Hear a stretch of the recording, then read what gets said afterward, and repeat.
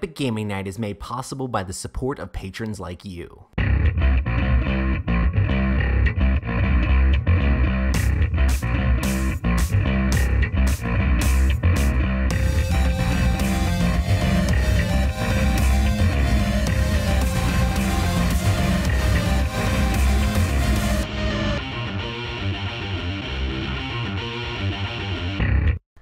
Welcome to the Epic Gaming Night podcast, a podcast the stories and relationships board games create. I'm your host Roy Canday, and with me as always is Matt.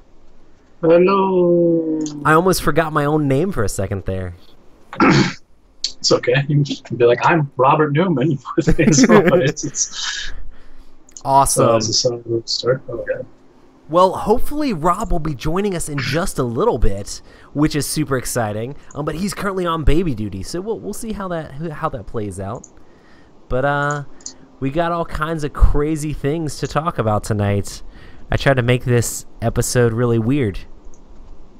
There we go. Hype! But I do have a couple of news things I want to talk about before we get into what we've been playing.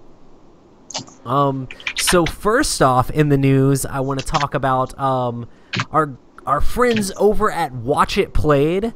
They do lots of instructional videos on how to play board games, and I definitely use them a ton for learning how to play brand new games. It's kind of like there's a hole in my life if I do like a search on YouTube for like how to play a game, and Rodney hasn't done a review for it yet. But yeah, they do tons of great instructional videos on how to play, and they do like some let's plays and stuff of games occasionally where they'll like break down every single turn of the game and sometimes get like the fans' interaction of what the characters should be doing in the game. I know they've done that with Mansions of Madness. Anyway, the point I'm getting to is they're currently running an Indiegogo campaign to help support Watch It Played and continue to be able to make all of these awesome rules videos. So if you're a fan at all of Watch It Played, make sure to check out their Indiegogo. They're awesome guys. I've hung out with them at a bunch of conventions. Got to play Strike at Gen Con with Rodney, and got to play Rhino Heroes Super Battle with Pep over there. So awesome guys. And I was complaining because I'm like, I never see you guys together at the cons. And they're like, oh, we just do our own thing. You know, it's cool. But yeah, go hit up their Indiegogo because they're awesome. Cool. Yeah. But for real though, anytime I'm trying to learn a game, I'm like, oh man, I wonder if they have a video, and then I'll be like, okay. Yeah. They don't. It's so funny. I've got to read the book. I remember when our friend AJ like wanted to learn how to play Ashes, and he's like, yeah, I got the game and all, and like I watched this YouTube video of this like really nice like Canadian guy like doing a video. I'm like, oh, that's Rodney. I know him. Awesome. So yeah. It's always funny how everybody always brings up the Canadian heritage. But yeah, Indiegogo, hit it up. Awesome. The next thing I want to talk about is this weekend. Probably too late for you to make plans, but this weekend I'm helping run a convention called Recon here in North Carolina. It's going to be in Kernersville. But yeah, if you head over to like Facebook or do different searches or just hit me on Twitter or Instagram, I can make sure to get you the address and stuff like that. And Rob is calling into the group currently. Hey. Let's see if I can make this thing happen. Yeah. It'll give me more time to format this. I tried. I think it worked. Maybe. Robert Newman, are you there? Hold on. He says holding a baby. Is he going to be holding a baby in the video? No. Oh, okay. No. Hype. Awesome, guys. Well, I was talking about the Recon convention that I'm helping put together. But yeah, make sure to hit us up. It's just basically like open gaming. We're trying to put together a thing that feels very similar to like International Tabletop Day, where you can just come and play games and have fun and eat snacks and food and just get together and game with your friends. I'm going to be taking a ton of my games from my collection for the library there. So there's going to be all sorts of like new and crazy stuff to play. So maybe we can play a game together if you come down. So make sure to check out Recon. That's going on this weekend. If you hadn't already heard about it, I'm sorry. Be awesome. Hey, Rob, how's it going? Hey, what's up, guys? Everybody What missed is you on the up? podcast last night. I had so many people at Gen Con being like, how's Rob? Did the baby come yet? Did the baby come yet? Everybody was super excited.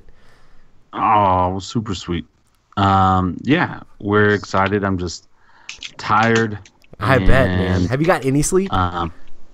Yeah, we've gotten some sleep. I mean, the baby's doing fantastic, and mom's doing fantastic. It's just, learning how to sleep for an hour or two and then get up and then sleep for an hour or two and get up. So, but everything's going great, man. We are super, super excited, super blessed. Can't complain. So, yeah, life is good. And I just want to thank all of our fans who, yes, did reach out. They reached out to you. They also reached out to me on a bunch of different social media sites and a bunch of other things. You guys are just absolutely amazing. I mean, you really, really are. And so I appreciate it. And a special shout out to Kent Parker. Thank you so much for what you did. You did not have to do that. But that was truly a special gift and a beautiful surprise. And it was just more affirmation to my wife that she needs to hold on to me because there are other people in the world that like me. And so, but very thankful and excited. That's awesome, man. But yeah. What are we talking about tonight? All kinds of crazy weird stuff. Super weird stuff. Yeah. I was like, I thought it was going to be the just me and episode Matt, so title. I was like, let me just have all the crazy questions on here. So now we get to watch Rob go episode off on title the is- crazy.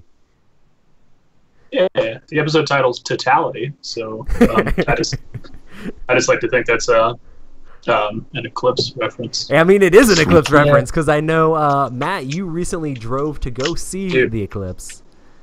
Was super great. I did not expect. I don't know. You get a lot of people hyping stuff up. I've never seen one like a full eclipse before, Yeah. so I was just like, okay, yeah, whatever. This will be fine. And then the whole time leading up to it, you're like, yeah, cool. The moon's covered in the sun. Looks real neat and stuff. You're like, oh, all right, yeah, that's neat, yeah. And then it gets to that like moment where it's just like full total coverage, and you can take the glasses off, and you're just like, whoa, That's crazy. this is absolutely insane. Like it was like awesome, and like the little truths learned. So. Was it so amazing it forced you to shave down on the beard? It was a Nah, I life-changing did do experience. that was I did that a couple of weeks ago because I had a job interview and I needed to be all spick and span. Oh, snap. Yeah. That's awesome, man. Thank you.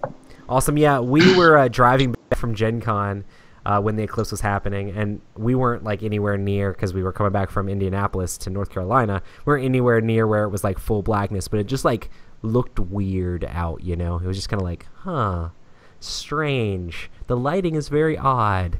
So we Yeah. didn't have the crazy glasses, so we couldn't look at it. And everyone was our friend Braden was flipping out. He's like, "Don't look at the sun, you're gonna go blind. Don't look at the sun, you're gonna go blind. No one look at the sun, you're gonna be blind." He was flipping out, and for some reason, like, I had a realization that last time there was some sort of eclipse. I don't know if it was like the same magnitude or whatever, but when I was in second grade, there was an eclipse, and my entire classroom went outside, and we put and our teacher had us put Pop-Tart wrappers over our eyes to look at the sun. And I'm like, I don't know if this is good or not. What state was that in? Virginia. Makes sense, right? Virginia. Actually, Virginia's got they Pretty decent scored really education. well. Yeah, they're in, Martinsville, like, assuming it was Virginia. here. Let me reiterate. Martinsville, Virginia. I got a speedway there. Exactly. New operation. Exactly. But yeah, so I was like, yeah, we put for some reason I just randomly had this flashback of us having the Pop-Tart wrappers and stuff. And I'm like, I don't know if that's safe or like if our teacher put us in danger or like, I mean, I currently don't wear glasses. So either A, it didn't affect me, or B, the sun through Pop-Tart wrapper healed my eyes because the rest of my family wears glasses. So I got good eye vision from the light beams. But yeah, so the rest of the guys in the car ride on the way back from Gen Con like Googled safe ways to look at the sun, and one of the listed of not safe ways is literally do not look at the sun through Pop-Tart wrappers. Like literally on the website it says do not do this. It is not safe. They learned since back when you were in second grade, because I was like in the 90s. Yeah. It's one of those like urban myths from the like 70s or 80s that just never got debunked until scientists were like, guys, no, but people believe this. Hang on, For wait, real though. what? Yeah. For real. Come on, Pop-Tart no. wrappers don't block enough sunlight. But I was just like, oh, that makes a lot of sense. Good times. Good times. But yeah, the eclipse, cool stuff. Yeah, man. Yeah, man. Well, the last thing I want to talk about for news is ridiculous. I know I talked The about... Game of Thrones finale? I Bruh. can't talk about Game of Thrones finale, Rob. Oh, my goodness. Oh my god. I haven't seen it. Hey, man. How about you just, like, hook me How up about or, you or have one come more over? week? You have one more Wait. week. I Okay. have Lee's number. I'm gonna be like, hey Lee. And then it doesn't matter. The season's over. You can take it away now. I don't care. Oh yeah. Nice. No, I just want to email and be Yeah. like, hey man, I know you're friends with Rob and all, but can we be friends too? And I'm telling him to stop it. I'm telling him to say no. Thanks, man. You're the best. I'm trying. Anyway, so last week on the podcast, I was talking about how right before I left for Gen Con, my main like editing computer like completely like died. It would not come on at all. And I did tons of different troubleshooting steps, like trying to get it fixed that night, and it just wouldn't come on. And so it was like this dark cloud hanging over my head like the entire time at Gen Con. I was like, I don't know what I'm going to do when I get back. How am I going to edit my stuff? I didn't get to put the podcast up for last week until like super late. So if anybody's wondering why the podcast was super late, it's because my computer died. But I got back from Gen Con, and Dell told me that it was the motherboard that fried, and I just didn't... I did not have the funds to fix it for what they wanted. Like, no way it was going to happen. But my awesome friend, Jeremiah, the board game Renegade, on Instagram and on YouTube, he started a GoFundMe for me to get a computer to be able to continue to create content. And I felt like I was not super worthy of that or anything, because there's so many crazy things going on in the world these days. But all these people pulled together, and it was amazing. I saw the amount. I was like, dude, man, that's way too high. He's like, man, we need to get you a computer. We need to make because he does Favorite Game Friday with me, and a lot of my other Favorite Game Friday people jumped on there. A lot of other people from the board game industry, amazing people. Like, the entire thing funded in like 24 hours. It was stupid. Like, I don't know if you were looking at it, Rob, but I was just like, what is going on?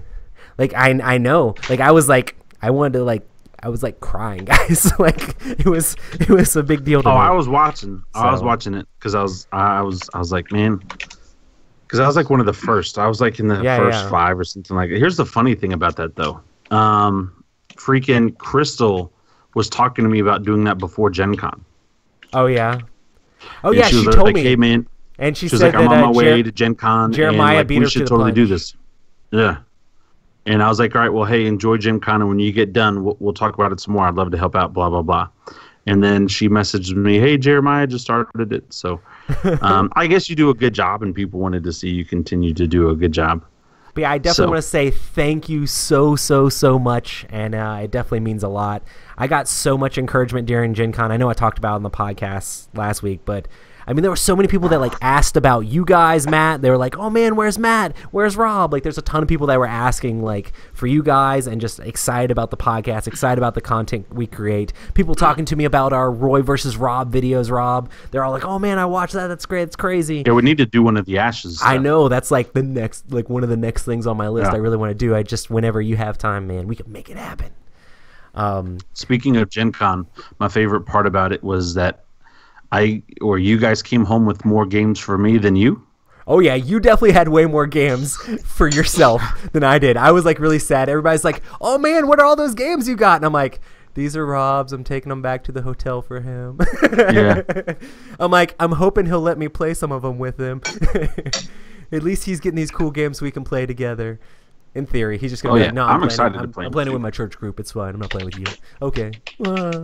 You're going to need a lot of people to play Warren Colonies. I'm just letting you know. Hopefully I'm one of those like 15 people that you let play with you. Oh, man, I want to play Warren Colonies so bad. Oh, man. It looked ridiculous. That and Bunny Kingdom. Man, that game looks cool, too. Wait, what? What game? Bro, Bunny I got Kingdom Bunny Kingdom. Is a new game from Richard Garfield of Magic the Gathering fame. He made a new game with Yellow, Oh. which is like a bunny civilization building game, sort of. But you have all these Solid. bunnies and like castles and stuff you're building all over a board and gathering resources to build more bunnies and castles. It actually looks really good. One of the complaints that I know the Dice Tower guys had with it, there was like they loved the game, but there's so many freaking bunnies that cover the board. How is that a bad thing? To That me, sounds that's awesome. not a complaint. Yes, like that's an amazing thing. Awesome. So, yeah, I'm excited for that, and I got several other stuff.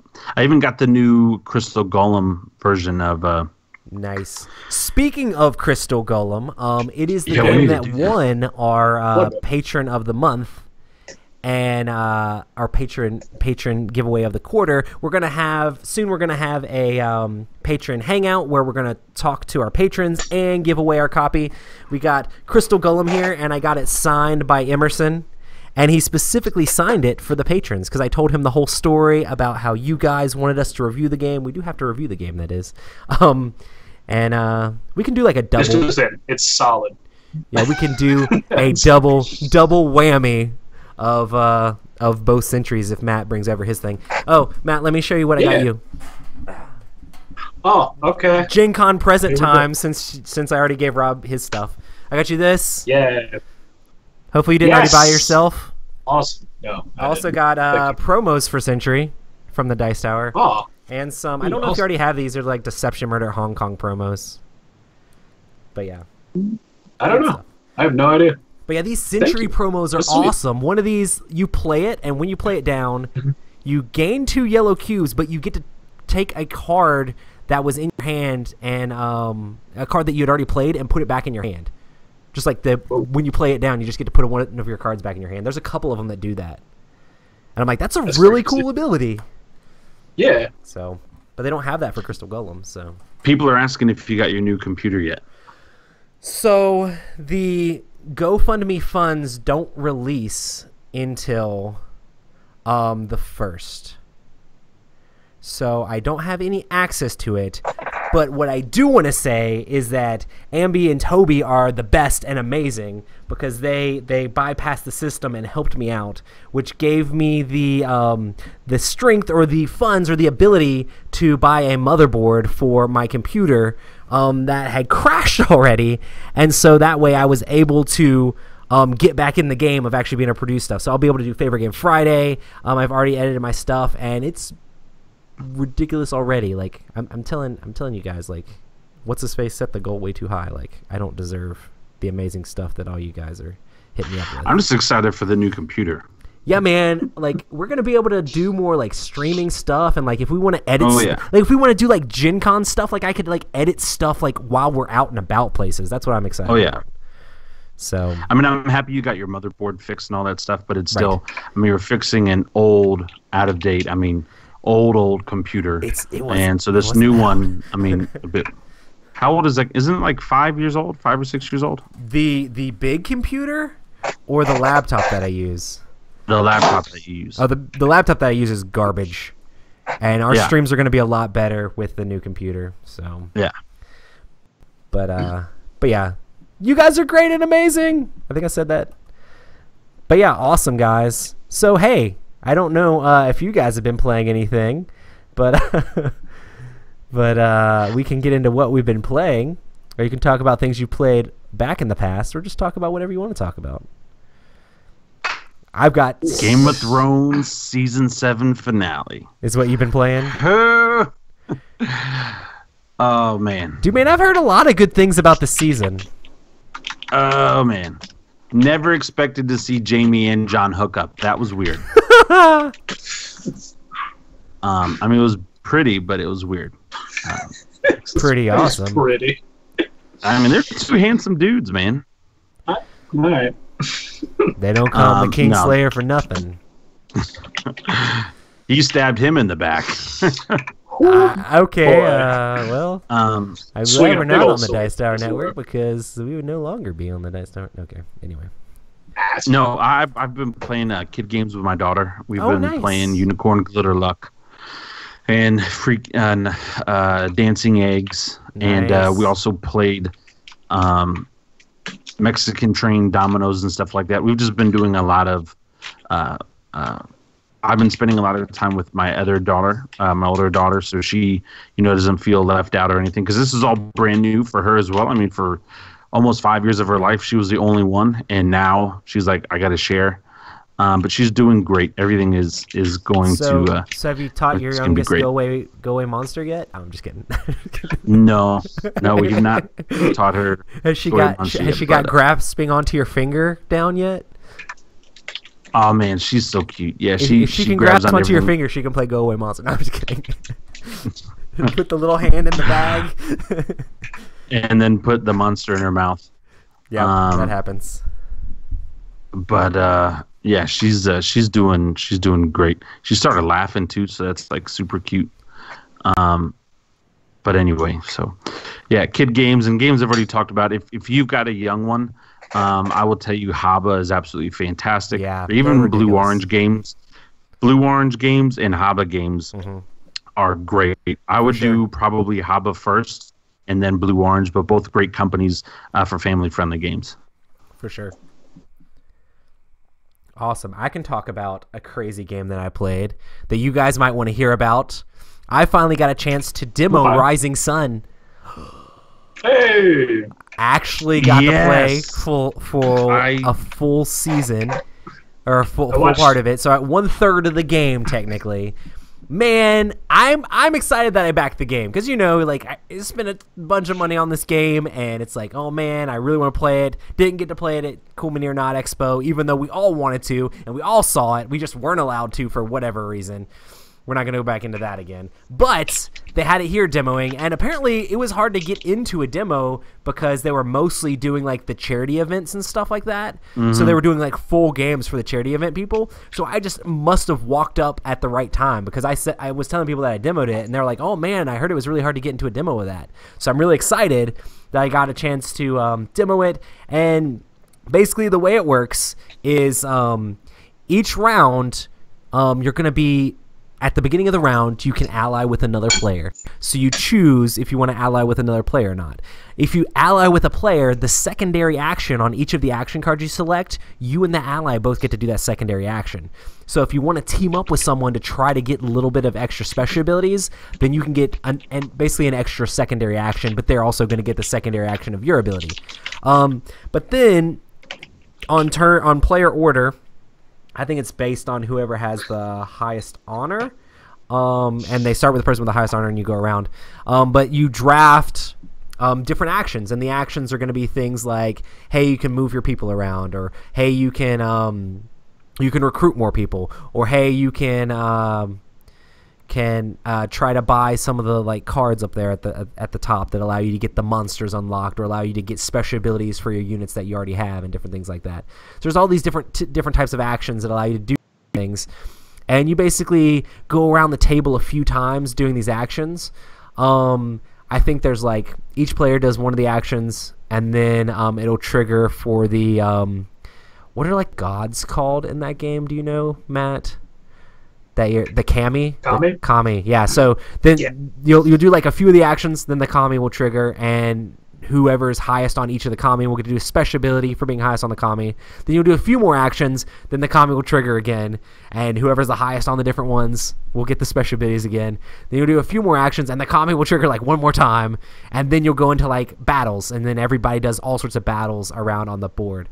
But you're basically just trying to get these different area control up. There's also a harvest action where if you control the different areas, you can harvest and get a bunch of points, get a bunch of Ronin things depending on the area you are on the board. Basically, the combat is like simple deterministic combat. Like each of your units is worth a certain number of strength. Most units only are worth 1 strength. And then if you get like upgrades, you can make them stronger. Or if you have like the different monsters, they'll have different strength depending. I know like one of them is like 1 strength normally, but if you're the very lowest on the honor track, he's worth 3 strength. So if you make sure you're like a terrible person, then you can get 3 strength on him. But the combat you have all these coins that you use to do combat on a board. Very it feels a lot like Cry Havoc, but it's still very different. Like the first action you can do that you try to be able to activate is to do seppuku to kill off your own guys. So if you know that you're going to lose, you can and just get a bunch of points for all your guys you killed. The next one is like you can add Ronin into the combat, which Ronin just give you a bunch of extra strength if you have them. So you can pay off the Ronin to come in and help you. There's one where you just get points for winning the combat. And there's one where you can kidnap one of their characters. So you're trying to bid on these different things to be able to activate them. And since the points are normally like super close in these combats, that when you take out one of their characters or something like that, a lot. So you're trying to figure out which ones you need to bid on and win. But the thing is, the player that loses the battle, all of the money that your opponent spent in the battle, they get. So you want to spend money to win these different abilities in combat, but everything you spend, your opponent gets. So it's like this give and take, especially if you're in multiple battles in different areas with the same player. It's like, oh man, maybe I should lose this battle so I get their money so I can win the other battle with the money that I just won from them. So there's a lot of like outthinking your opponent and trying to figure things out in the combat, and I think it's really super exciting and interesting. There's also a betrayal action you can take, which like breaks your alliance and lets you replace 2 of your allies' figures with 2 of yours, or 2 of any other player's figures. But then if there's like a secondary ability for that person, you're no longer allied with them. In each round, you're going to re-ally with people, so you can change it up each round. It was exciting. I didn't get the 100% flavor of the game, because I didn't play the whole thing. But what I saw, I was super excited that I backed this game, and I played with just the base stuff that's in the core thing. And if you back the Kickstarter, there's going to be so much more. Yeah. So much more. It's ridiculous. Like we were playing the game and we're looking, and there's like maybe like 6 or 8 of the characters or monsters that you can recruit, and then in the Kickstarter there's like how many? It's like ridiculous how many there are. There's a bunch. There's like, I feel like it's like 20. There's like piles and piles of them. Yeah, so that's awesome. I'm super excited about it. It's definitely going to be worth the wait, hopefully, when we all get it in. And I'm excited to just play it more. I think you guys are really going to take it. Yeah. Hype, and that Speaking is of cool mini. When does the Hate Kickstarter start? Yeah, I'm not sure. I know that's their next one. I got something that I want to talk about, right? But I don't know if we're allowed to talk about it. But it's something about hate. But it leads to the dark side. I don't know anything about hate, so I don't know. Well, here's the thing: it's a world-based question that semi involves. It involves politics for like 2 seconds, but it is possibly stopping me from wanting to back the game. Oh, gotcha. Can I just ask? It'll be super mellow. Super mellow. That's cool. Is that cool? That's cool. We'll see. We'll see how it goes. Oh no, everybody just logged out. Nobody's in chat anymore. Sorry, Rob. No, just kidding. So here's my question. Or here's my concern.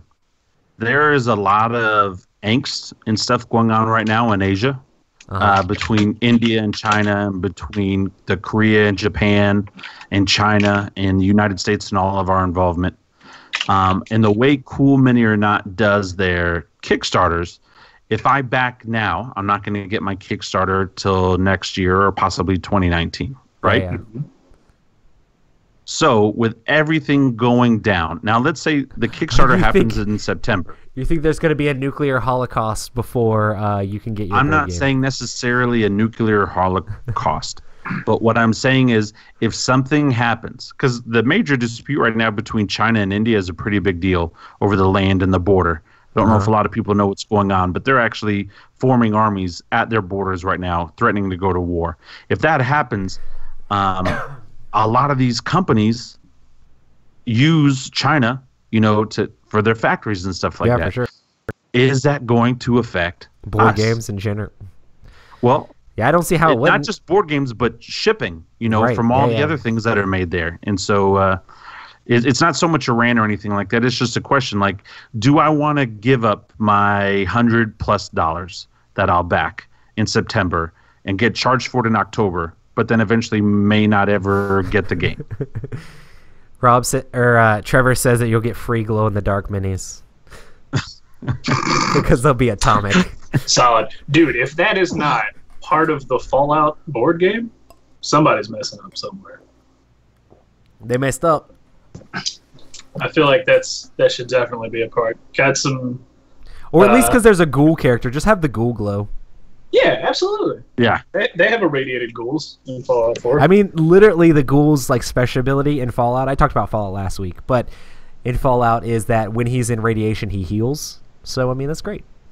He's a big glow in the dark. That would be cool if they did that. Yeah, I agree, Rob. It seems like that'd be sketchy. Right? It's just something that I've been thinking about lately and stuff like that. So I guarantee Rob's your company is large. Please, we can't go to war because I need my Song of Ice and Fire miniatures. Those haven't been made yet. Come on, bro, you don't even realize. I'm not even joking. I told my wife this. I was like, I'm gonna be so pissed if something happens and we don't get to watch the end of Game of Thrones. Like, I'm gonna be so pissed if that just like we're like left in this cliffhanger of like, crap, what happened? You know, I'm now growing out this like little baby hand out of my cheek from all the radiation exposure I have, and I'm just sitting there just like, man, what happened? Like, blah blah blah, and I can't say anything because of you, Roy. Yeah. That I think about that stuff. It's not so much the catastrophe and you know all the other stuff that's going to happen. It's a complete selfish thought, and I apologize for it. He doesn't want to like grow old to see his daughters grow up. He's like, but what about the last season of Game of Thrones, guys? Right? Terrible. And granted, I do want to see my daughters grow up and live happy, healthy lives and marry very rich people so they can pay for everything. But yeah, you know, the selfish side of me is thinking, am I ever going to get my copy of Rising Sun? Or am I going to get all $336 that I spent on Massive Darkness? Is this ever going to happen? I'm surprised you haven't got Massive Darkness yet, because I've seen a ton of people posting that they got their boxes. Just be quiet. I know they were selling it at Gen Con, right? I know. Oh, man. Thanks, Simon. Yeah, but Simon did that the same year with Blood Rage. It was just the base copy. I'm not so upset about that. To dissuade your point somewhat, I feel like a company that's as big as Cool or not, if something actually did go down, they'd be like, hey guys, offering refunds, have a great day. I don't feel like they would. I imagine there's a contingency plan in place, but I just want to know, like, origami the dollar is there another bills into factory? the different characters for Rising Sun? Is that what I'm going to have to do? Yeah. Like, I played this like half a game. Maybe I can just makeshift my own. There you go. Awesome. Then we're going to be knocking on Timothy Gay's door and be like, you're the only one with Rising Sun. It's time to give it up. And the apocalypse goes down. We're hitting Savannah, Georgia first. Just kidding. Awesome. Matt, have you played anything? Nope. Gallivanting around the country. You played Globetrotter. Went to watch the eclipse, and then went to Atlanta, and then New Orleans, and then Florida, and then back to Atlanta, and then home. And then that was my week. That was the track? You went to New Orleans and then Florida? Yeah. Bro, you went with Hector to New Orleans? Yeah, man. How was that? It was great. This past week, I've lived vicariously through Guacamole Kid on Instagram. I was like, oh man, I bet my boy's having a lot of fun. I didn't know you were there. Sweet. Yeah. Oh yeah. It was pretty good. New Orleans was great. Got a little drunk. Sometimes a little too drunk. I watched a bunch of live. I was like, hey Matt, I got some stuff for you from Gen Con. Can't wait for you to come over Friday. He's like, oh man, I'm not even gonna be back yet. I'm like, holy smokes. An entire you guys were gone for like over a week? We got back Saturday. We left Monday morning. Oh, gotcha. So and went to Asheville for breakfast, and then went down into Georgia to watch the eclipse. That's awesome. So, Devil went down to Georgia. He was looking for a soul to steal. Man, speaking of that, post-eclipse traffic was awful. We went about a mile in about an hour and a half to 2 hours. Bro, I had friends that went to South Carolina, and huge traffic jam. And they didn't get back home till 3:30 in the morning. That's crazy, man. just from traffic. Me and Hector ended up taking some like crazy mountain roads, but like literally you just look on Google Maps and it's like 85 is just like red like the whole way. I was just like, ooh, boy. Adam misses that you had a job interview. He thought you had a date. I mean, either way, man. Something's happening, maybe, hopefully. You know, same thing, right? Yeah. I don't know. I don't think that's the same thing, but okay. Awesome. Well, you guys want me to talk about another game? Or you can do whatever you want, because right now I'm emailing other people and I'm doing a bunch of stuff. That guy's working. I'm gonna grab a drink. He is a working Bro, man. I had clients, and I love my clients. I had clients like, hey man, congratulations on the baby. So when are you gonna be back at work? Thanks, guys. Yeah. I totally didn't expect you to come on the podcast because I was like, he'll be back when he's ready. So, but hey, man, dedication. Robert Newman is nothing if not dedicated. He is a honorable man. Idiot. Awesome, man. Well, I did get a chance to play the official version of Crossfire by Emerson Matsuuchi, and I actually have a review that should be coming up for it soon. But this game sold out like crazy at Gen Con, and I really wanted a copy of it, but I was unable to do so. But Trevor got a copy and let me borrow it long enough to do a review. But we have that whole crazy story of us playing on like car or receipt paper or whatever, order paper at the restaurant with Emerson at Dice Tower Con. But at the Secret Cabal meetup this year, awesome friend Jeremiah, also talking about Jeremiah again, taught us how to play or showed us how to play his version of Crossfire, and then he let me borrow it for a little bit and run over with other people and play it with them, and then he joined in with those other people and we played Crossfire. I think I played it like 5 or 6 times, like back to back at the Secret Cabal meetup. It's just a great, super quick 3-minute social deduction game, and it's super like crazy how interesting it is, because it feels very much like a lot of other social deduction games. But the interesting thing about this is that you do it in only 3 minutes, but you have a little bit of information about what's going on. Like you'll get one card, everybody gets dealt out a roll, you get to look at your roll that you're dealt out, then that's not your roll that you're actually going to be. You take that roll and you pass it to the left, and you're all trying to, like, if you're an assassin, you're trying to get rid of the VIP character. If you are an agent, you're trying to get rid of the assassins to protect the VIP character. And then there's a bunch of other roles that are like trying to not get shot, or trying to get shot, or trying to blow everybody else up, depending on the different roles that you're playing with in the game. There's like, I think there's like 14 different roles you can be in the game, something around there. There's a whole bunch of different things in the game when you have the full game. And it's definitely like a super quick social deduction game, because you get to look at a roll, you pass it to the left, then you look at another roll, and then like 3 people on your side of the table gets their rolls all shuffled and they're dealt back out. So you can kind of know, well, I passed that roll to that side of the table, or one of these other people in my group has to be this specific roll.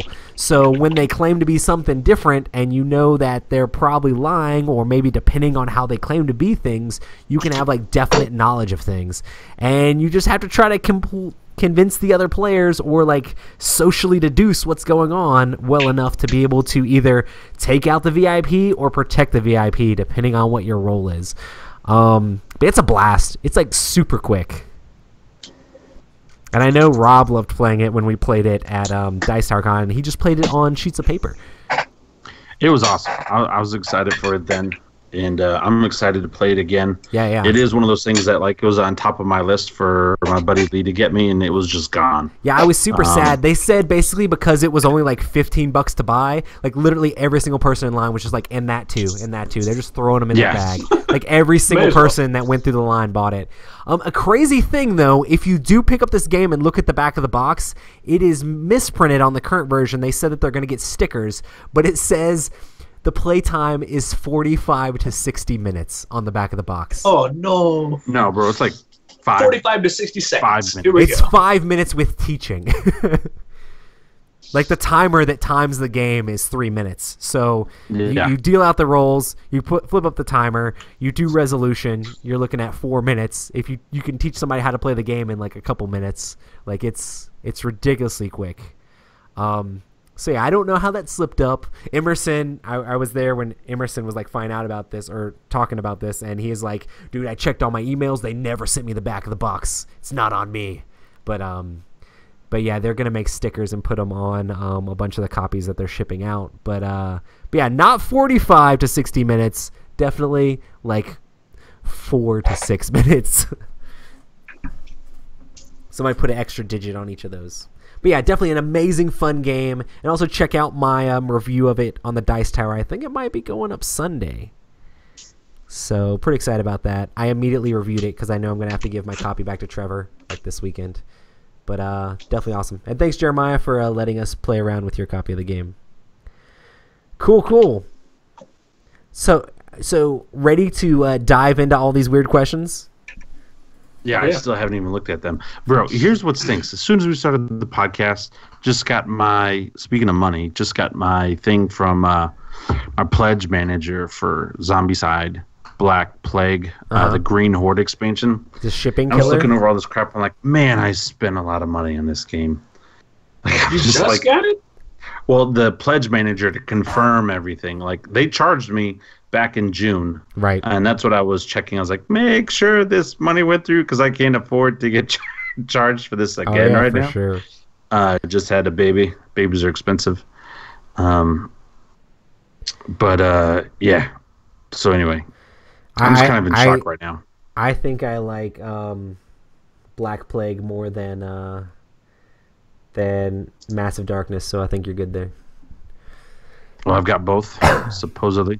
In theory. I mean, I do have the original Black Plague with the Kickstarter stuff. Wait, you got the actual survey? The actual what? The actual, like... I literally just got an email from Cool Mini or Not saying... like, just now. Hey, Cool Mini or Not invitation, Black Zombicide Green Horde. Welcome to Cool Mini or Not Pledge Manager. You're getting this email because you pledged on our Zombicide Green Horde Kickstarter. The CKPM will allow you to update your shipping info, add options, and make additional payments if necessary via PayPal. Boom, boom, boom. I backed like 18 things on Kickstarter, so I have a spreadsheet that tells me whether or not I've gotten the thing to survey, and then whether or not I've gotten the product. Gotta have that. What I was doing is I went on my Kickstarter and I was like, how much did I pledge to this? And did they charge me? And so then I was looking through past emails, and yes, I was charged back in June, but I was just like, crap. Because I was thinking, like, if my wife sees this right now, like, no kidding. Like, I would have to cancel this. Like, so hard. What was I going to say?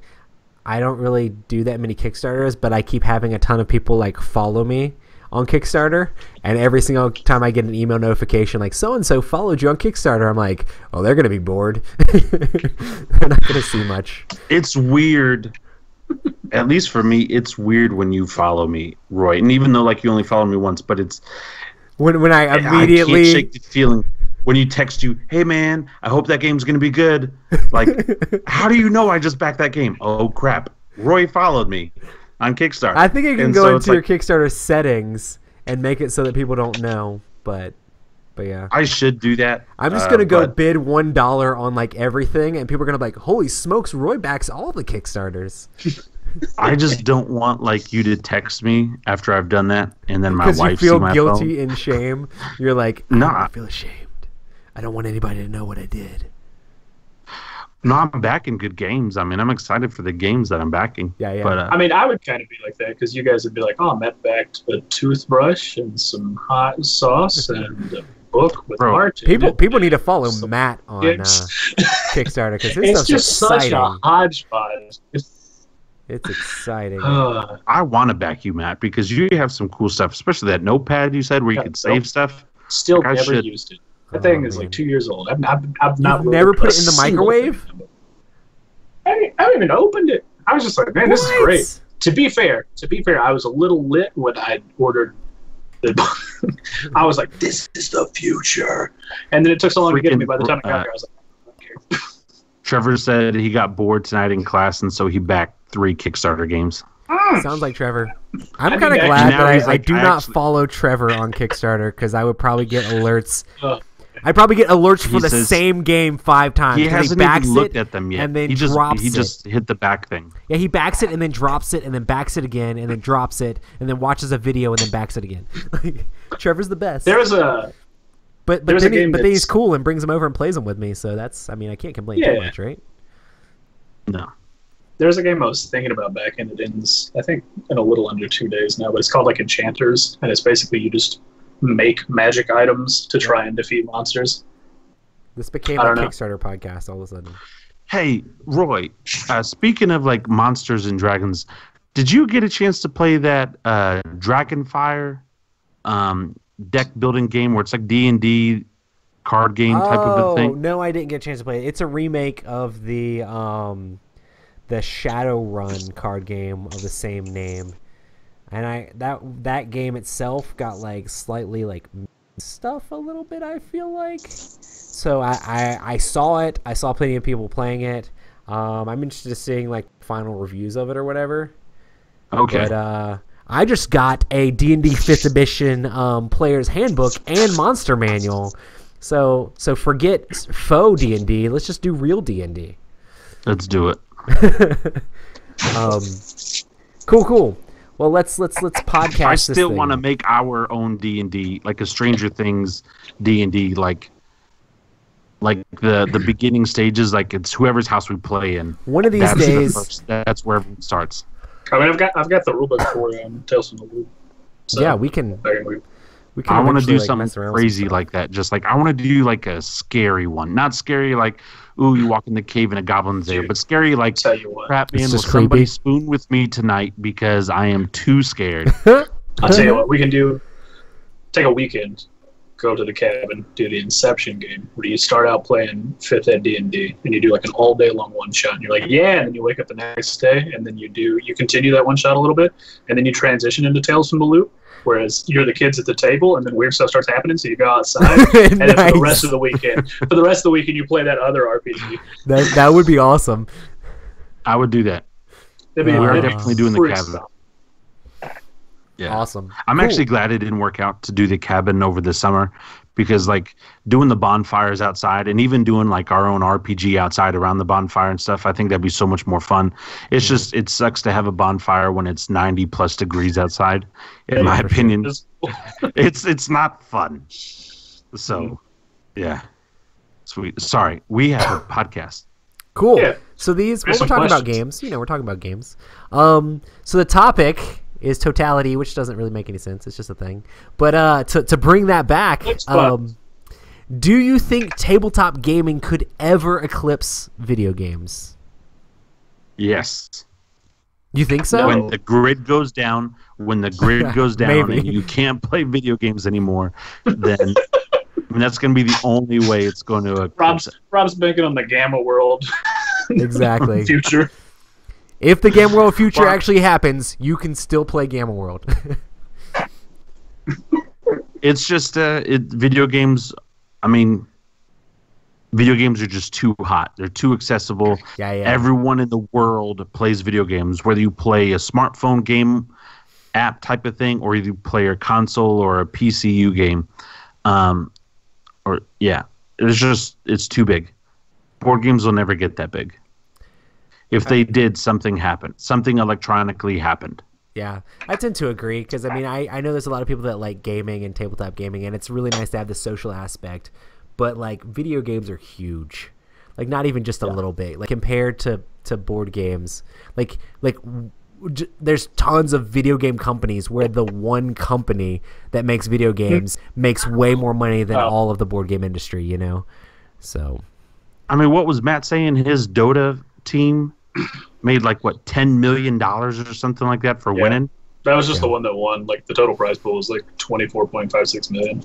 If there ever is a board game tournament where the prize money is in the millions, I don't care if it's the Euro-y of Euro games, I am going to play that game so hardcore. Dude, man, Hearthstone gets pretty, or used to get pretty close. I don't know if Hearthstone's as big as it used to be, but Is Hearthstone a computer game? yes. But it's Okay. very much like a CCG.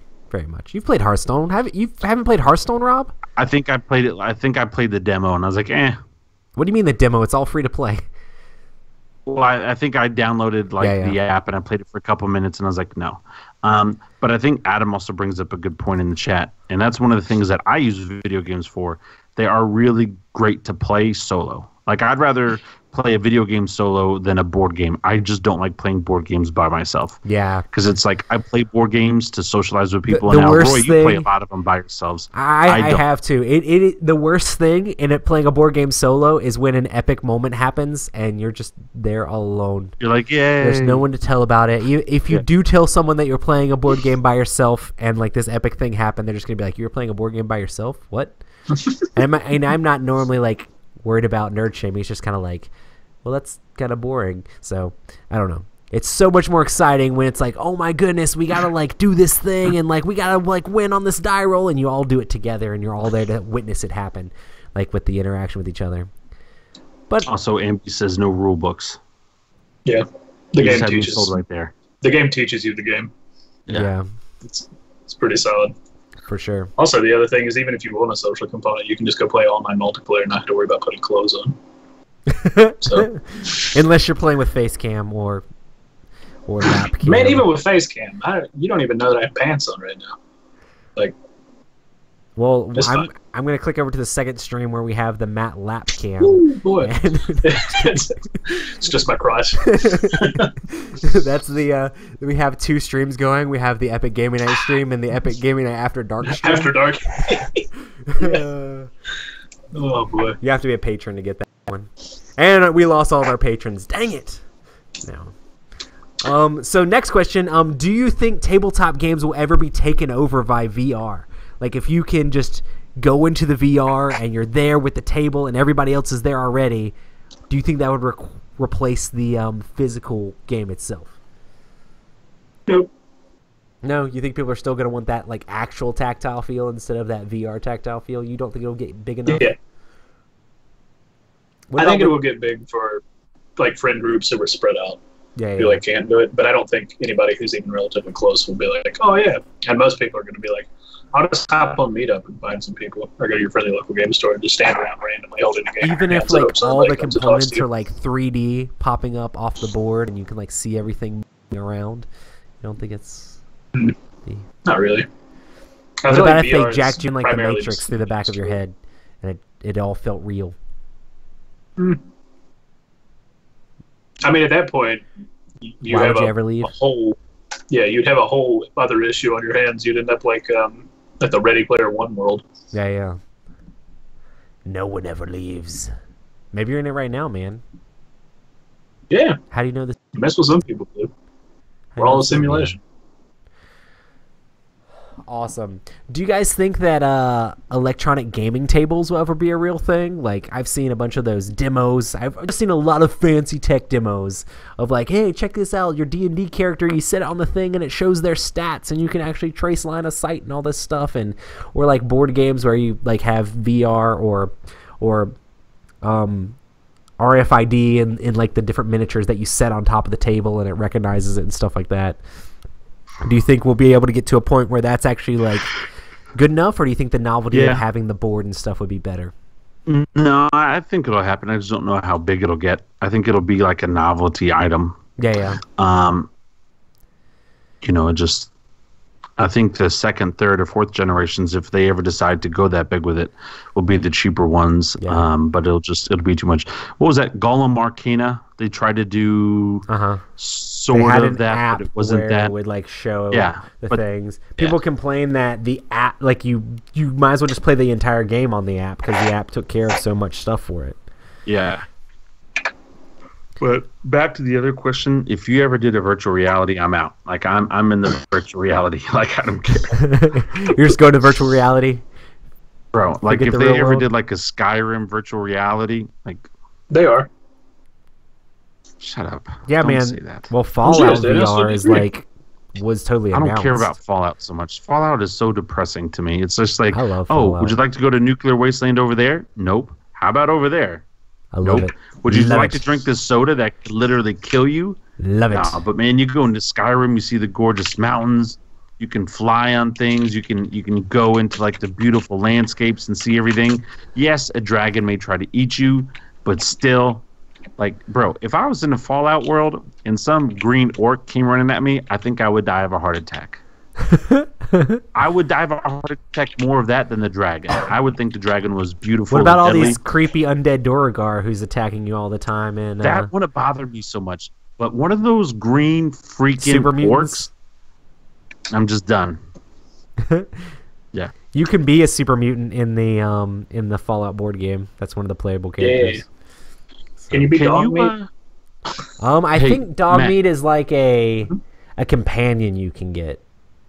Okay. Yeah. Matt, is the VR thing, is that for like a PlayStation thing, or is that a computer thing, or what? I don't know. I think they just announced it. Maybe check.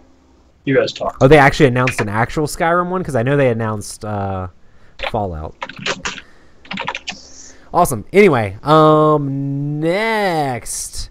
Is there Dragons a video game that you would love to see a board game implementation of? Like a literal, just like board game. Yeah, I feel like there's so many.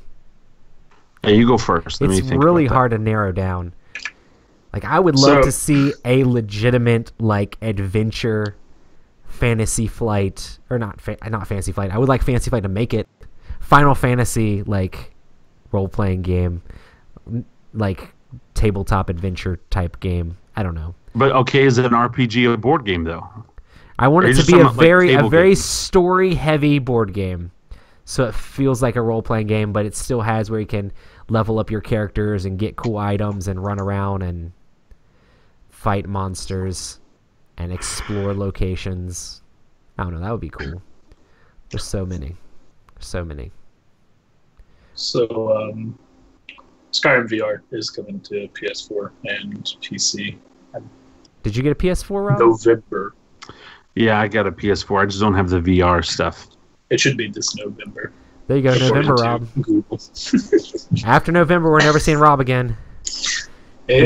He's gonna be like, what is it? What does the Dragonborn guy say? Phosphoro dying, everybody. Phosphoro? Never Phosphoro die. Never coming back. Bro, real quick though, like I would, man, I would sell some board games to get a VR and like play them. I'm not even lying. Just being honest. Like, I know this is a board gaming podcast, but if you're telling me, like, hey Matt, will you text me that link? Yeah. Mark says he wants to see a good Masters of Orion game. I would like to see one that's like actually themed Masters of Orion. That would be kind of cool. But I really like Eclipse and Twilight Imperium a lot too, so that gives me a little bit of that feel, but not quite. I feel like planetary exploration could be a little bit stronger in those games. But yeah, Mass Effect 4X game would be crazy. A Mass Effect 4X game, yeah, I'd probably. But see, here's the other thing though that I really like about Mass Effect. I love the RPG style of Mass Effect. Yeah, you like the I love that you can be the bad guy stuff? or the good guy. Yes. Yeah. And so like the 4X thing, I think that would just be really like a different version of TI4. So you'd rather have like an adventure Mass Effect game, or like my role-playing problem adventure. is like the games I'm thinking about could all be great RPGs. Right. Yeah. Like that's what I'd want is an RPG, because I don't know if they could really do what I'd want them to do in the board game. Like, I'm really into the stories. I'm really into like that crazy thing, and it'd be tough doing it in a board game because you're always going to have, I mean, outside of a few changes, you're always going to have a similar outcome. Yeah. Well, with an RPG, it could get crazy. I always wanted Zork into a similar board game. nice. People in chat. Yeah.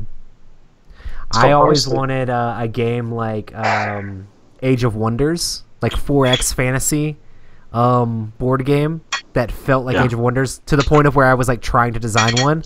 And then Heroes of Land, Air, and Sea came along, and now like I love that game.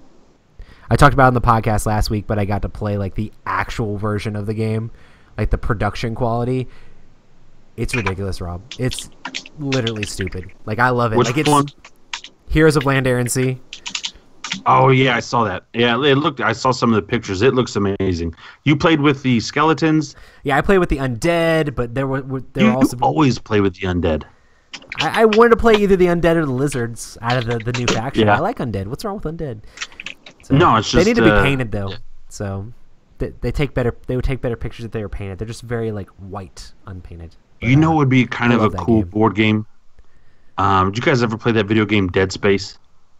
Yep. Oh yeah. What if you did Dead Space like a Mansions of Madness, and so like the new tiles didn't pop up until you went into the next room, Yeah, that would be. and all of a sudden like a bunch of those crazy monsters are there. Ah! That could be kind of creepy. And it came with You would an have to have but the app, but the app would the app literally only have did to have music. jump scares in the app. Like it would. Yes. It would have to like shriek at you and be really loud, like just like really low, quiet music. And then it's like, okay, you open up the new room, and it's like jump scare. Like the application shows a picture of the monster like jumping at you or something. That would be awesome.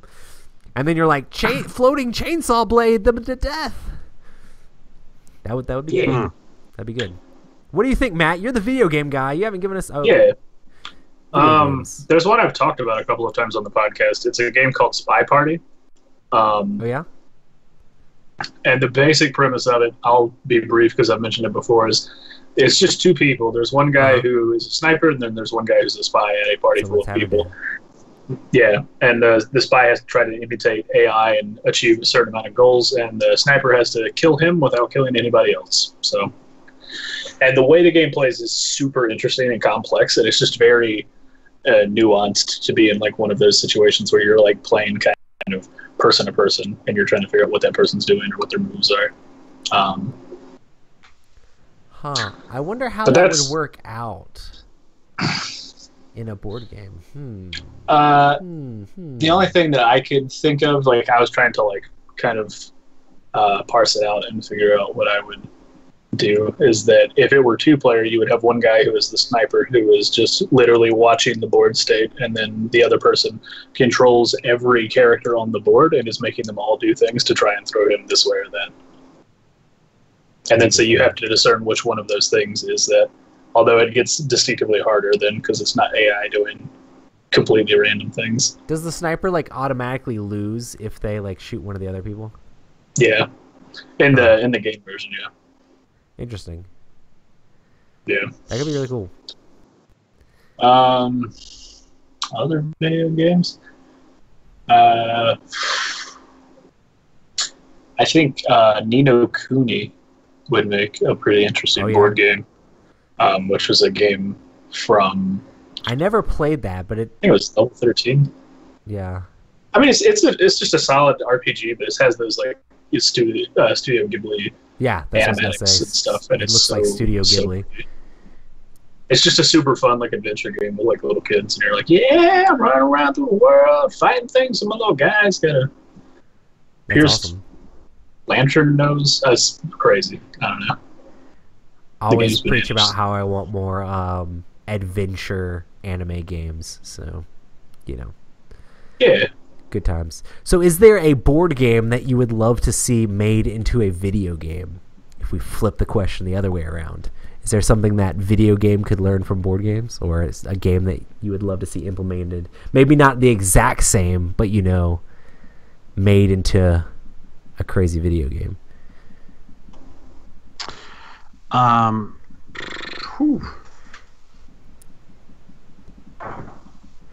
It'd be pretty fun to play. I'm pretty sure there's probably games like it, but it'd be awesome to play like Spectre Ops style game.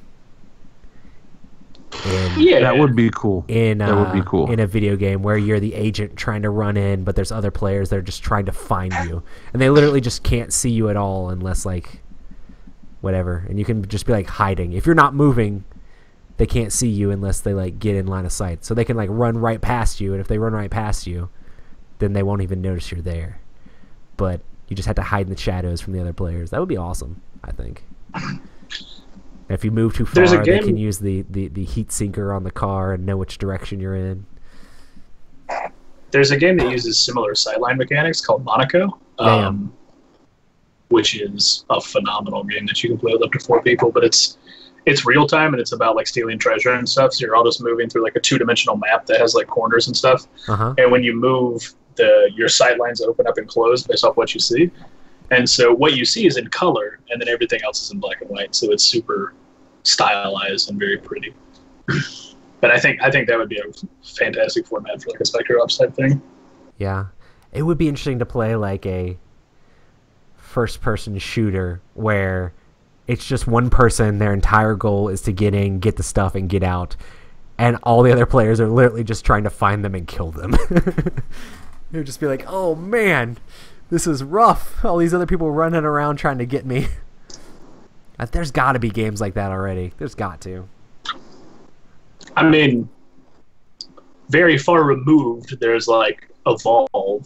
Yeah. Where it's like 4 versus 1 big monster. But right. I don't know. What do you think, Rob? What's a game, board game that you would love to see made into a video game? I would love for, and it's just because I'm still hype on it, but I would love for them to make a Game of Thrones video game, a good one. Yeah. I think that'd be a lot of fun. Like the board game, like you want to have like territory control and like conquest on like everything, a full Westeros scale. Did you ever play the Telltale game that was based on Game of Thrones? I tried. I almost got it, and I was just like, eh. It's not going to really scratch my itch. I got it. It was very heavy storytelling, but it was like with like offshoot characters, not like the main characters. But I swear, Telltale games give me so much anxiety because no matter what choice you pick, it feels terrible. Yeah. So that's what they're supposed to. I was playing it, and I'm just like, oh man, I screwed this up. And then more things happen. And I mean, it's Game of Thrones. It fits the theme. Nothing is good in Game of Thrones majority of the time. Yeah. It's just like, oh my goodness, bad things happen. And it's like, this bad thing happens because that choice I made. This bad thing happens because that choice I made back then. This bad thing happens because of that. And it was just giving me so much anxiety. I'm like, I can't play this game.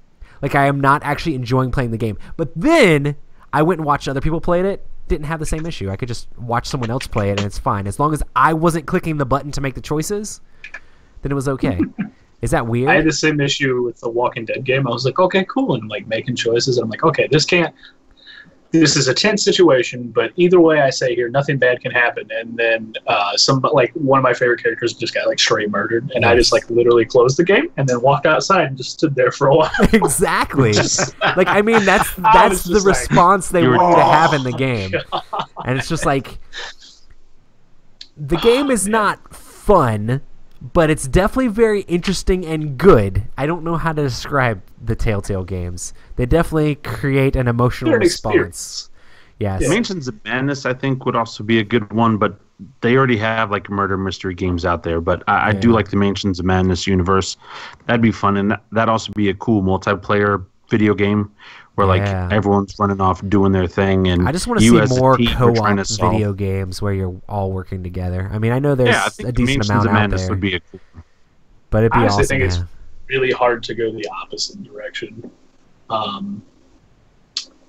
Like going from board game to video game just because a lot of the mechanical limitations. But I think a good candidate that fits both your roles would be like Dead of Winter, where you were put in a base and you have like outline areas, and so you're tasked in real time to not only defend the base and the people inside of it, but to go out and scavenge for things.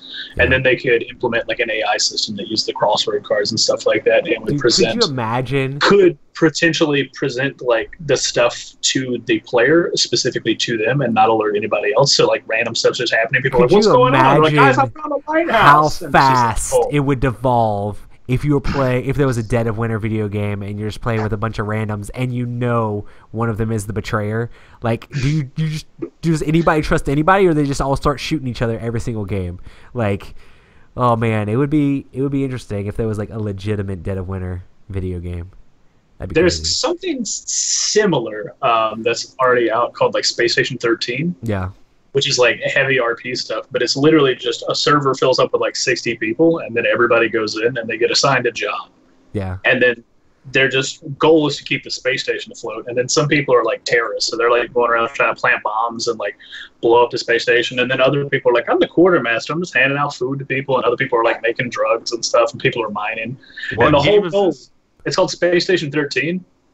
If you ever like look at an image of it, it's gonna look like really sketch, because it's like on like one of those old hosted websites way back in the forgotten realms of the internet. Yeah. But if you have like a group of people to play with, it's really fun. If it's by yourself, like unless you thoroughly enjoy learning, it is not probably going to be for you. But I don't know. I've got some very memorable experiences from like the 4 times I played that game. Yeah. Nice. And it strikes me as being very similar, but in that game, like literally every person other than a robot is controlled by somebody else somewhere else in the world. So, what do you think drives people to enjoy gaming as one of their main hobbies? Like, Sorry, what was the question? I'm looking up PlayStation VR stuff. Nice. I'll turn that off. What do you think drives people to enjoy gaming as one of their main hobbies? Like, what drives you to like gaming a lot, or why do you think a lot of people really enjoy gaming? Easy. It's an escape. Yeah. Easy. It is an escape, and it's a social experiment because you never know what mood people are going to be in by the time you're done with the game. Yeah. And that's why I'm into games in general, whether it's PC, console, or whatever, or board games. It's an escape for me. It's my drug of choice. Yeah. So it's a lot of entertainment, and you can kind of slightly mentally challenge yourself to try to figure things out, whether it be a video game where you're trying to run around and do things, or it's a board game where you're trying to figure out different things on a map or try to push the different things in the right way to get you the most points. It's definitely very interesting, and it's a great entertainment and mental stimulant, I guess. I don't know. What do you think, Matt? I mean, I think you guys hit on most of the good points. Yeah. Yeah, the only thing I could think of is like it provides you with a sandbox to explore and play and do things in a safe environment that you don't have to worry about. Because like you can play video games and you can go in and you can just murder a town full of people and there's literally no ramifications, and so that's how you can de-stress after a long day of work. Or you can play a game of Dead of Winter and yell at all your friends because they're traitors, just awful people, and then at the end of it, you're like, man, that was great. All right, cool, yay. And then you just go home and everything's fine. What do you think about like people that are like just opposed to like gaming in general? Like, I honestly don't know that many people that just don't play any kind of game. Like, most people I know play a little bit of some sort of gaming. Like, my grandma likes card games. My uncle loves war games. Like, my wife loves video games. Like, I have tons of people that like enjoy some sort of gaming, but I know there are people out there that are just like, psh, games, get a life, do something real. What do you think about that? I think you're stupid. I mean, what do they do? Just sit and watch matter. the TV all day? I don't know. I could see like a lot of like athletic people or outdoorsy people who just like to disconnect from the internet and stuff like that. And they just, when you say games to them, it means not moving. And so, I could see people like that, but I have not run across anybody who has that issue. And anybody who wants to diss on games, well, get over yourself. You're not that great. I feel like the majority of people that I've met who have similar sort of sensibilities are typically parents who are sort of the overly stuffy parental types who want their kid to be able to focus, and they know that, whether it be, because it really comes down to a lot of things. It's like, video games or TV or sugar, if you started giving your child this, they'll just want it more and more and more. But it's like, it's kind of your job as a parent to curtail the addictive personalities of your child who doesn't know how to say no, as opposed to just say no immediately, always. Right. But I don't know. Like, I can understand it on some level because there is this sort of ever-growing issue with people, especially in my generation, where our attention spans are becoming shorter and shorter, so we're unable to do things like read books to completion or play Twilight Imperium focus. Yeah, like I occasionally find myself like unable to like watch movies sometimes. Like I'll put it in and I'll start watching it and I just immediately in my brain go, this is going to run too long for me, but then I'll just sit there and watch like 4 to 5 episodes of like a random TV show and I've spent longer time there. But it's just like for some odd reason I'll have issues engaging sometimes, which is very strange. Huh, interesting. Cool.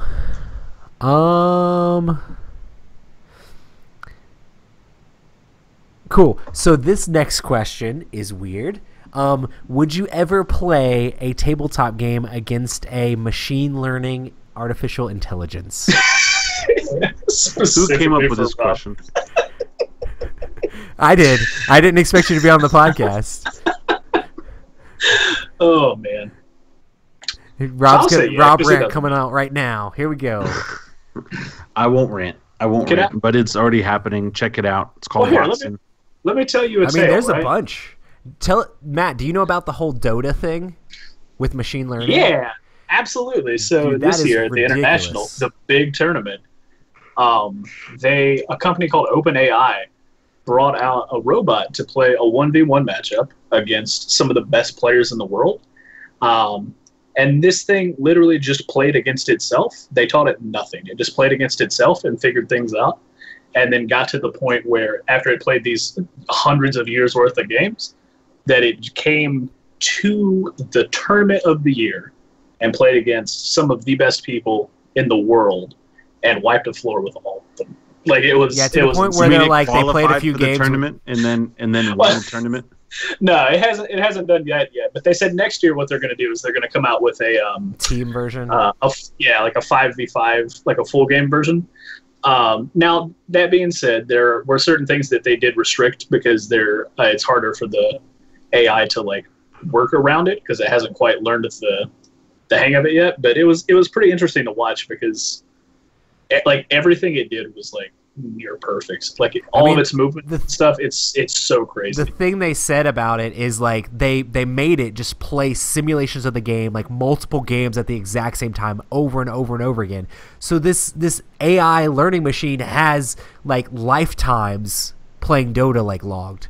And like a human can never play that much Dota to get good enough to know every single little bit of the game compared to how a machine can like just do it over and over and over and over and over again. So it learned all the like little bits of the game and the best ways to do all the strategies because it has lifetimes of basically playtime. I think they said they only developed it like 3 months before the tournament too. Yeah. So like it's an insanely fast turnaround. Yeah. But it's neat. It's cool. Let's see how much we can trigger Rob during this topic. My favorite thing was like they brought one of the like fan favorite players out to play on the main stage to show everybody, and so they were sitting there and they're like, "Hey man, does it feel like a person?" And he's like, "No, not at all. This feels crazy." And I was just like, "Hey, this is cool." Yeah, it's really neat. I thought. I know they had a machine set up. Say what? I was just gonna say they had like computers set up. They had a contest, and they said, "Hey man, if you can beat it, we'll give you this like cosmetic hat that costs like $35 or something." They're like, "We're just giving them away if you can win." So I was like, "Huh." And they went home with all the hats. Yeah, it's stupid.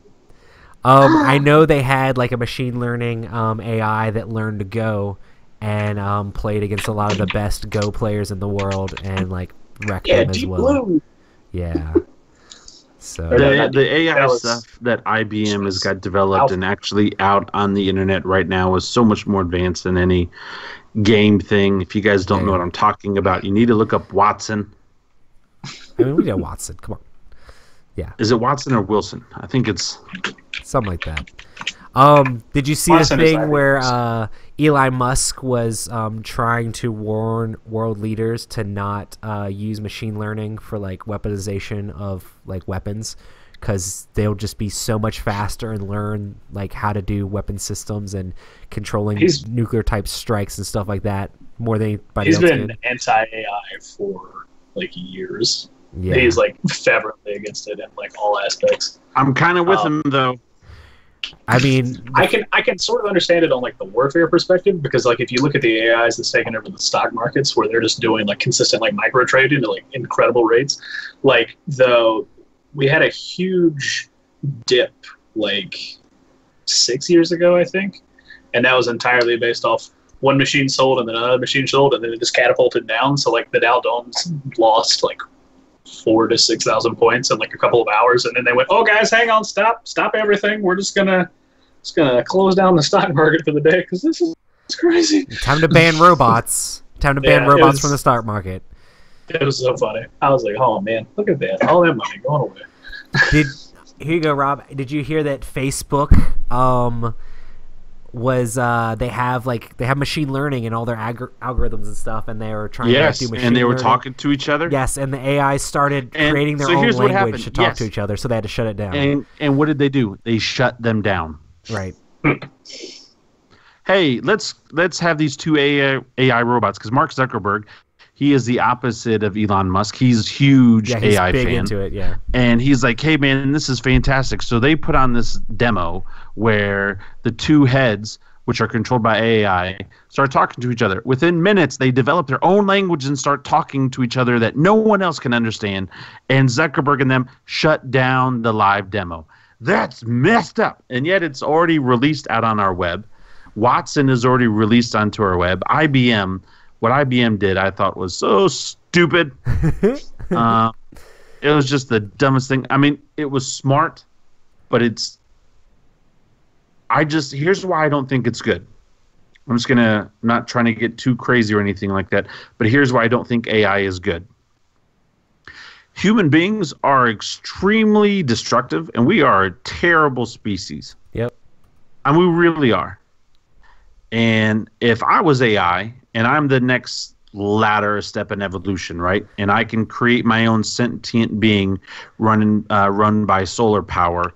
And I already have machines in place to help create other machines. If you don't believe that's happening, go to Detroit and look at all the car factories where thousands of people have been put out of jobs because it's now machines building the vehicles.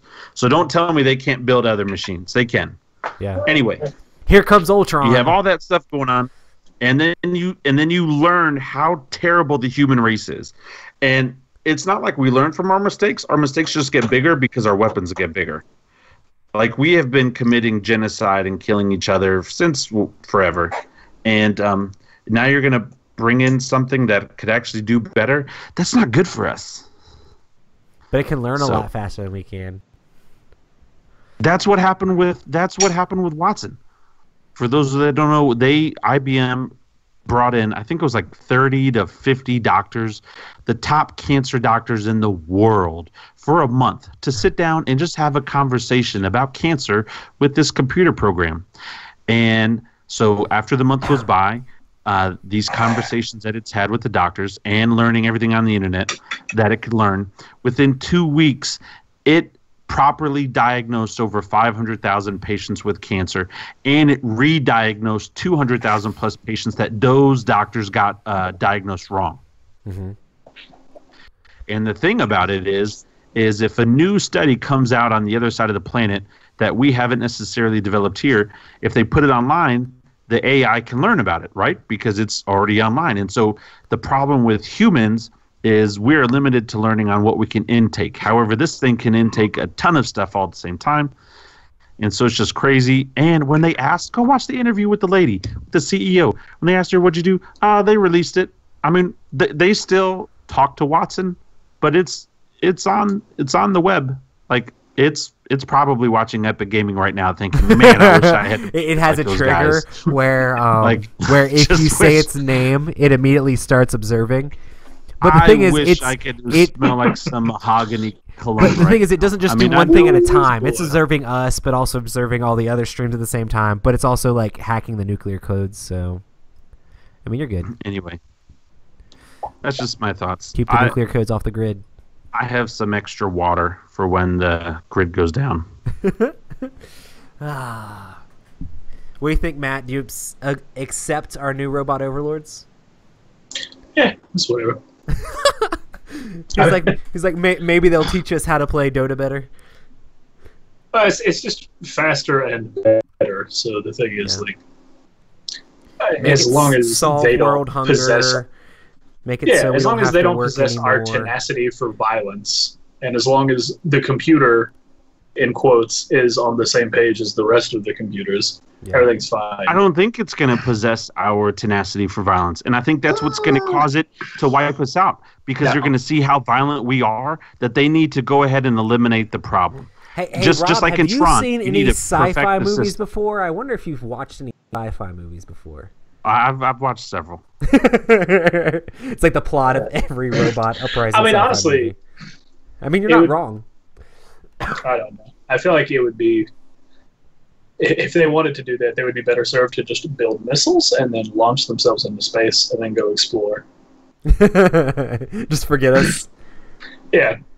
Just leave Oh us no, the behind. AIs are launching missiles. Everybody watch out. Oh wait, it just The thing is, a lot of times people will build AIs, especially like chatbots and stuff, and then they put them in the internet to learn. And they learn terrible and talk things. To people and kind of develop things. Yeah, and they just become super huge racists, like really quick. And then they shut that down because they're like, wow, that guy was saying like all sorts of crazy stuff. And you're like, yeah, okay. That's terrible. So, I don't know. That's because people troll I them. Cool. So, hey, next question. What kind of games would you love to see in the future of tabletop gaming? Just more Cool Mini or Not games. Actually show up at your door? Why do you need more? Cool Mini or Not and you've already got plenty of them games. that you've already given the money for that you don't have. They just make good games.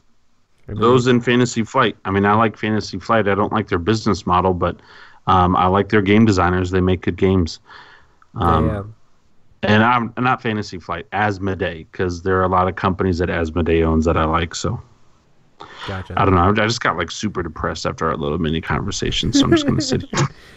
No.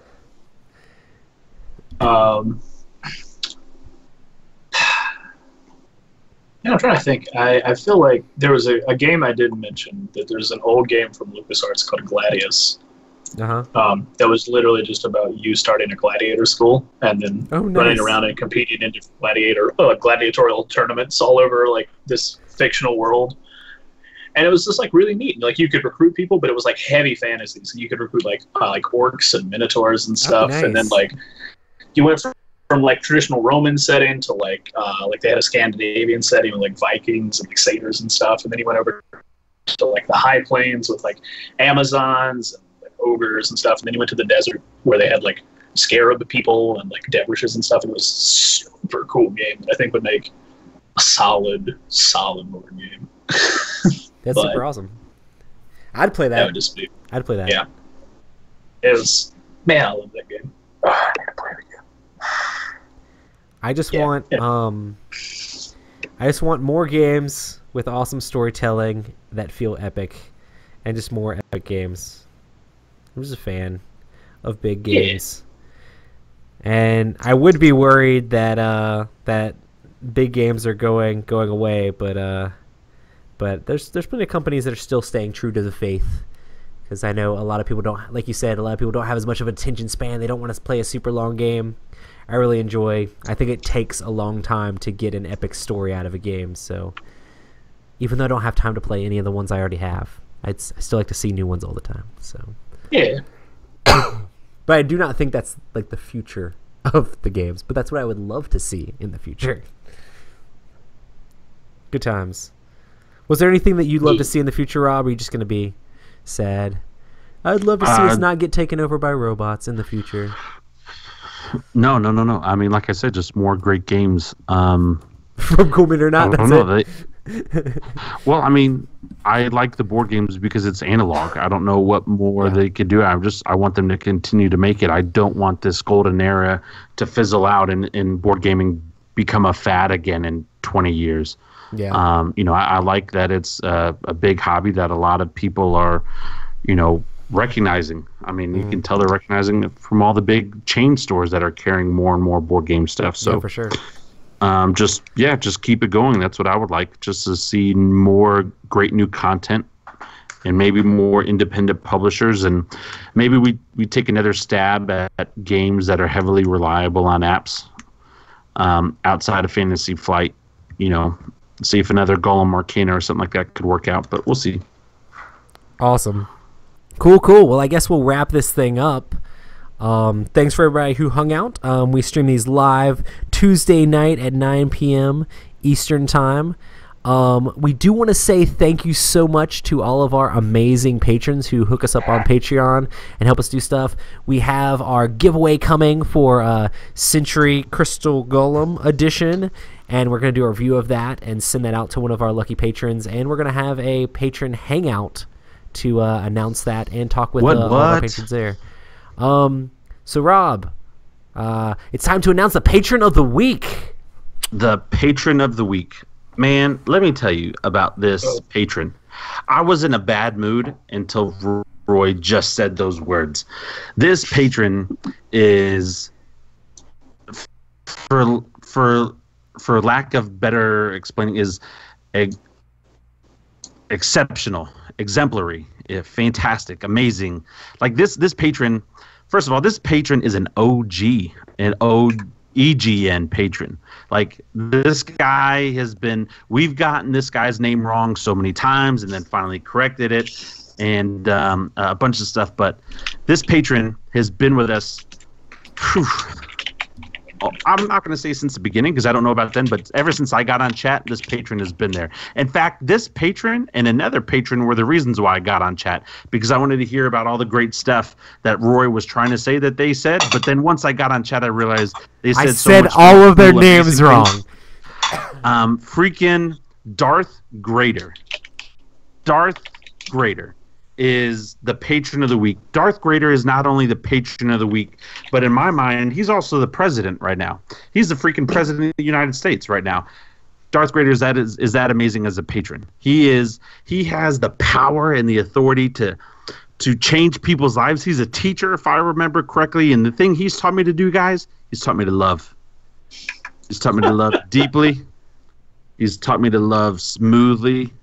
I have opened up so many levels of emotion since getting to know Darth Grader that I just sometimes weep because I'm happy. I'm just outside and I'm weeping because I think, Darth Grader, thank you so much. If anybody's going to solve the world problems, it's going to be that Darth. It's going to be that Darth Grader. He is, first of all, fantastic insight into the board game community. He's on top of stuff. He knows what he's got going on. He's always asking smart and intellectual questions. Second, have you seen his profile picture? Freaking gorgeous individual. I mean, the man is absolutely gorgeous. And I'm going to say man, because if Darth Grader turns out to be just a masculine female, she is a beautiful masculine female, even though I truly, strongly believe Darth Grader is the male. But absolutely awesome individual. We can't thank you enough for putting up with us as long as you have. I mean, I truly started to get involved in the chat because of Darth Grader and Adam Sparkles. Just because some of the stuff that, Roy was saying, I was like, what are these guys up to? What are these guys doing? And so I think one week Matt and I just got on chat to kind of talk with you guys. I don't know if Matt was doing it before, but I got on chat, and I'm so glad I did. Freaking Darth, I love you to death. Thank you so much. Forget the money, just for hanging out with us. I mean, you guys have lives, and on your Tuesday nights, you decide to hang out with us. That means the world to me. It means so much more, and I'm so happy to be a part of this community. I'm so happy that you are the president and champion of our community. You've got a big issue on your hands right now in Houston, but I think as president, you're going to handle it very well. I wouldn't trust anybody else to take care of it. But Darth Grader, you are amazing, my friend. We love you. We appreciate you. Thanks for putting up with us. I'd kiss you. Probably not on the lips right now, but like close, like near cheek, where cheek meets like just the crest of the lips, like right there. Like if you're watching on the live video, I'm pointing right there. Darth, I'd kiss you right there. Love you, buddy. Thank you so much. I'd let you rub my beard. Hype. I'd like to kiss you all over. Also, shout out to Darth Grader's wife for actually like making him a patron as a surprise. So shout out to Darth Grader's wife. I know he didn't necessarily know this was going to happen to him, but hype. We've been hanging out with you for a long time, man. So she's like, hey, man, what's this Patreon thing? My husband watches your show all the time, and I need one of those shout outs for him. And that's just really awesome to me. So, well, wife, if you're listening, first of all, you must be an incredible, amazing woman, because Darth is not going to be married to anyone or anything less. Like, so first of all, congratulations that you get to spend nights and cuddle next to Mr. Grader. But we really appreciate your husband. Really, really appreciate your husband for everything that he's done and for putting up with us. So thank you so much. Amazing wife and amazing husband, Mrs. Grader, Mr. and Mrs. Grader. You guys are awesome. Hi. Appreciate y'all. And Darth in chat says it was totally a surprise. Yay! Yes. Awesome, guys. Well, if you want to support Epic Gaming Night, make sure to check it out at patreon.com/Epic Gaming Night. Make sure to hang out with us there. All sorts of awesome stuff going on. And side note, Darth Grader, I'm kind of getting away a little bit from the wood mahogany smell. Here's why. Have you guys ever smelled newborn baby? And I'm not talking about like brand new, like seconds old. I'm talking about like a day or two. I'm not brand new. I'm not talking about like brand new. Still like, got the varnish on. I'm talking about like after like a day or so, bro. I can't help, and I know this is weird, but I can't help but just like kiss on my daughter just because I want to smell her, bro. She smells like so just like freaking amazing. I imagine if I were to smell Darth Grader's hair, he would have newborn baby smell on top of his mahogany cologne. Newborn baby mahogany cologne. Maybe we could start, Adam, look into this. We could start like a kid line of cologne. bottling that. Yeah, bottle that up. Nice. Hit us up on Twitter and Instagram at Epic Gaming Night. And yeah, we'll see all you guys next time. You guys are the best. Thank you guys. Peace. We love you. Hype. Peace. That was great, man. That was great. I was wondering if Darth made was... with fresh baby. No, no, no. That's not at all what I was going for. Nope. Nope. Nope. Adam, don't. Adam, don't. Adam's like only the baby. freshest Don't- of babies. Don't get into that. Oh man. I'm drinking a cola from like Adam's neck of the woods. It's crazy. I don't know. That's Hey, awesome. Matt, when are you coming over here to play this? Oh, what? Yeah, I don't know. What are we doing games Friday or no? So Saturday, I texted everybody I'm having a game day thing. Well, I just talked about it on the podcast Yeah. too. Game I day just wasn't thing. sure if- Do you have plans on Saturday? I don't know. Come on, man. We can play games. I don't know. That. I'll have to think about it. It's gonna be from 9 to 9, so you could at least just go like whenever, in the morning before like, come your in day whenever, starts. leave whenever. I'm planning on Yeah. being there the whole time. So I did play it, Matt, and I will tell you, like, Super Rhino Hero, in my opinion, is better. which is crazy because like a lot of people are like, I'm worried it'll be more complex. Yeah, it's actually simpler to play than regular Rhino It's Hero. harder, but it is simpler. Like It's harder to build a tower it's a tough little bit. to make sense. But like, bro, It's it easier is to learn. so in my much opinion. It's easier to fun. teach. So much fun. Yeah, I'm super hyped about that. But yeah, Friday night I'm gonna be going over to the location for Recon and taking all my games over there and helping set stuff up. So we're switching over to doing Saturday. Okay. So if you want to stop by for whatever amount of time, it's free.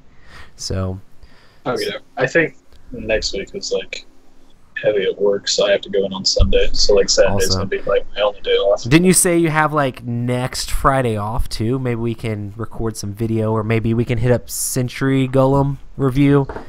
I Yeah. think so. I'm not 100% sure. I'll Yeah, have if to- you have it off, we could possibly meet during the day. Yeah. Let me know what you guys are doing. And Rob, if you have any chances, we can do other crazy stuff, but I know you're going to be crazy with that baby. Well, I may be able to get to it like during the day, so I'll just let you know. I could swing by. And do you just want to do like the two decks versus themselves? Yes, that's exactly what I want to do. So here's the thing. I think it's not going to be that fair. I've looked over the two decks, and both are really cool decks. But I think one is a stronger individual deck, and the other one is a very good complementing deck with other cards. Well, what do you think? What do you think we should do to remedy I that? mean, we Just could roll do it. off I'm just saying though, and like pick- it shouldn't count as like a win-win. Because if I get stuck with like the soft deck, What if I get stuck with the the soft deck and still win then? Well, then that's awesome. But we still won't count it as a win-win. if I do the deck that's not good and beat you, it doesn't count as a win-win. Well, it's not that I don't think it's not good, because it actually has some great cards, but it's not as aggressive. Well, how's as that the bad? other one. Is it just take more finesse? I can finesse. Well, possibly, but like this deck, I don't know the one I'm talking about. It's got like, it can blow you up and heal itself, and the other one is a supportive deck. Gotcha. Huh. Interesting. Like, it's got a heal card where you can heal 2 points to a unit or to a Phoenix Born, and you get 3 of those. I still think it'd be fun to like show off and talk about the new. So I think it'll be worth it to do it. Hey, speaking of new, they already announced 2 more decks. Oh man, I should have had that in the news, but I saw something about it, but then I forgot because my phone was dead, and I had to like get it fixed at the Apple Store, which sucks. Did you get a new iPhone? Yeah, they charged me a bunch of money and then gave me the same type of phone. Sweet. Thanks, Apple. And it's their fault. Like, it's a known problem. Like, if you look up my type of phone, it's like it's you have the 6 Plus, right, Rob? Yeah. Be careful, man. The chip in there is known to, like, for the touchscreen is known to mess up. Just mess up. Just happens. They charge you a bunch of money. If mine ever messes up, I'll just renew my contract and then just get like the new 7 Plus. I know you don't do the contract stuff like I do, so. It was funny because they were all like, "Hey man, what type of service do you use?" I'm like, "Oh, I have Net 10 or whatever." They're like, "Oh, I don't know that's gonna work with this properly if we switch the card out." They switch the card out, it just worked perfectly fine as soon as they switch the card out. I'm like, "What then, Apple? Got my like $30 a month service, wrecking your phone." Anyway, good times. Bro, speaking of like this ginger ale, Matt, we need to have like ginger ale and you make some pizza, bro. Yeah. Oh snap! We should have a pizza party. We should have a pizza party. Your pizza cooker's mobile, right, Matt? Yeah. Let's go to the park Bro, and have a pizza should do party. like a day where it's almost like a barbecue, but it's like make whatever you want type of thing. We'll just play games and like party and chill and have a potluck. Maybe watch Wonder Woman and Guardians of the Galaxy 2 and stuff like that. And I still haven't seen either of those movies. Me either. Depression. I saw Guardians of the Galaxy 2. I haven't seen Wonder Woman yet. I want to see Wonder Woman. I heard great things. I did too. Which is rare for a DC movie, but I heard great things. Yeah. Cool.